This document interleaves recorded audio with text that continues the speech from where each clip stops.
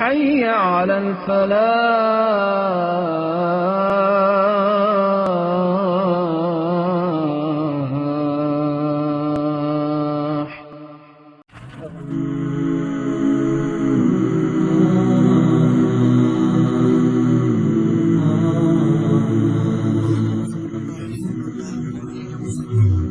قرآن کی ایک چھوٹی سی سورت ہے سورۃ التین، اور یہ ایک بہت بڑے راز سے شروع ہوتی ہے۔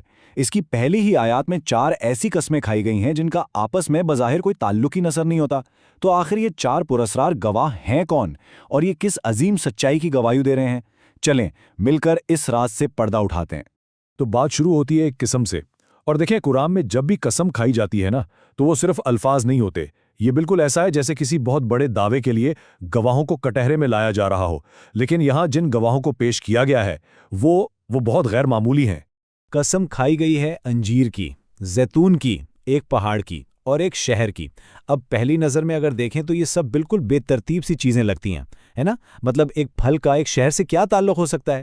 یہ چاروں مل کر آخر ایک گواہی کیسے بن سکتے ہیں؟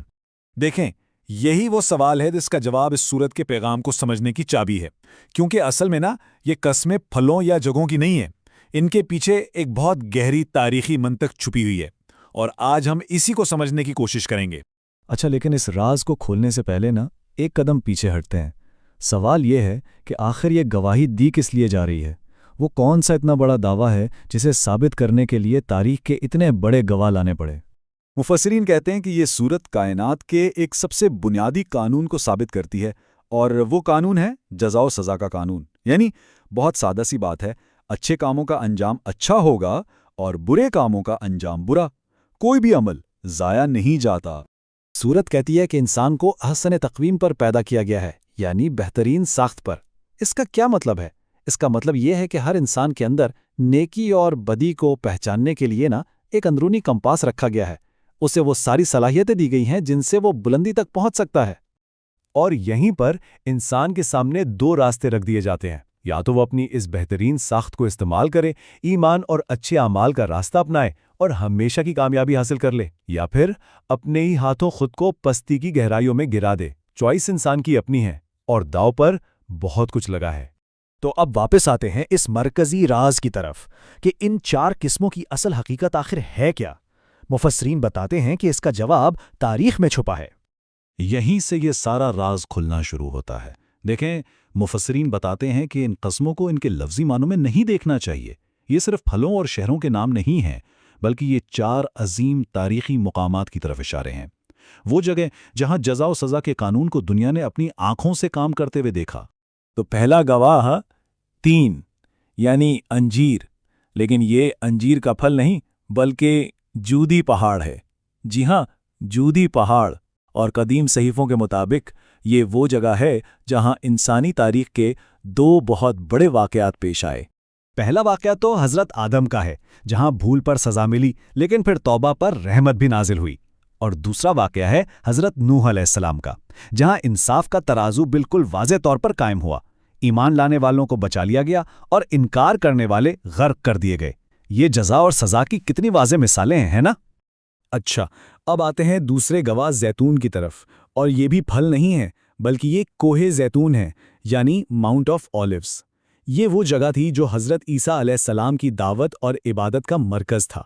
اور کوہ زیتون اس بات کا گواہ ہے کہ جب بنی اسرائیل نے حضرت عیسیٰ علیہ السلام کے پیغام کو رد کر دیا تو خدا کی رہنمائی کی جو امانت تھی وہ ان سے لے لی گئی، اور ایک ایسی قوم کو دینے کا فیصلہ ہوا جو اس کی قدر کرے۔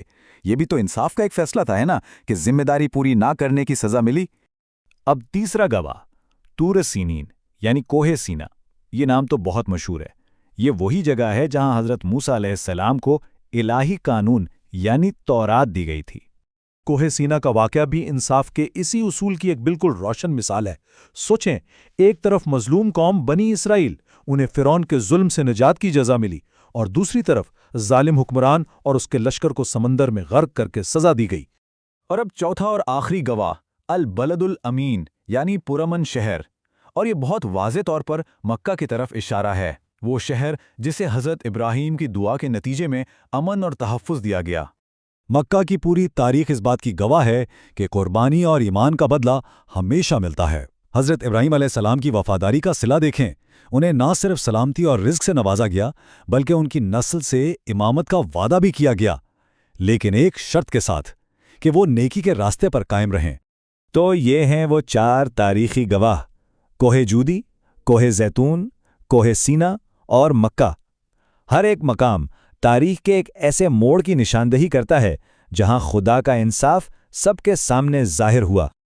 اچھا، تو ان 4 ٹھوس تاریخی گواہیوں کے بعد سورت اپنے منطقی انجام کی طرف بڑھتی ہے۔ یہ سارے ثبوت ہمیں ایک بہت بڑے نتیجے کی طرف لے کر جاتے ہیں۔ تاریخ سے یہ 4 گواہ پیش کرنے کے بعد قرآن ایک بہت ہی فیصلہ کن سوال کرتا ہے، تو پھر وہ کیا چیز ہے جو تمہیں روز جزا کو جھٹلانے پر اکسا رہی ہے؟ یعنی جب اس دنیا میں بار بار انصاف ہو کر دکھایا جا چکا ہے تو پھر آخری اور سب سے بڑے انصاف کے دن کا انکار کیوں کیا جا رہا ہے؟ سورت کا اصل پیغام ہی یہی ہے کہ قیامت کا دن کوئی اچانک سے پیش آنے والا واقعہ نہیں ہے، بلکہ یہ اسی قانون انصاف کا ایک منطقی نتیجہ ہے جسے ہم پوری انسانی تاریخ میں کام کرتا ہوا دیکھتے آ رہے ہیں۔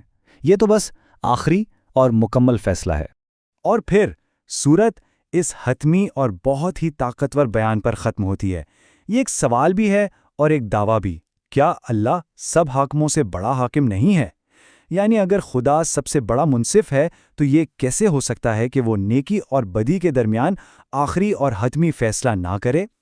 تو آخر میں یہ سوال سوچنے کے لیے رہ جاتا ہے کہ اگر انصاف کی طلب اور اچھائی کی پہچان ہماری اپنی فطرت کا، ہماری بہترین ساخت کا حصہ ہے، تو کیا یہ ممکن ہے کہ جس کائنات میں ہم رہتے ہیں وہ خود انصاف کے اصول سے خالی ہو؟ کیا ہمارا یہ اندرونی احساس ایک بہت بڑی کائناتی حقیقت کی طرف اشارہ نہیں کر رہا؟